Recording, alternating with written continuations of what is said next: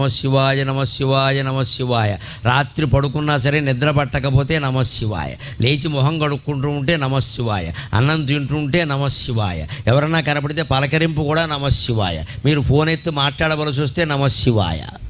ఇంత ఇదిగా భగవన్నామాన్ని మనం సొంతం చేసుకుంటే అన్ని రకాల పాపాలు కాదు, సకల కర్మలు నశించిపోతాయి. అన్ని కర్మఫలాలు పోయి జ్ఞానం పొంది మోక్షం పొందుతాం. ఎప్పుడూ ఆనందంగా ఉంటాం. భగవన్నామస్మరణ అంత గొప్పది. అలా చేస్తేనే శివుడు కాపాడుతాడు. గమనించండి. ఇలా ఊరికే దండం పెట్టేగానే ఏం కాపాడాను? అలా అయితే అందరినీ కాపాడాలిగా.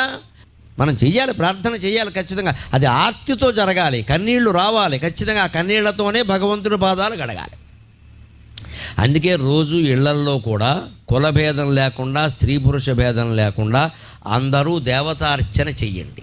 బ్రాహ్మణులు చేసే దేవతార్చన వేరు. వారికి వంశపరంపరగా ఏదో వస్తుంది, వారి పద్ధతిలో వారు చేస్తారు. వారి బాధ్యతలు వారిని చేయనివ్వండి. వారిలాగా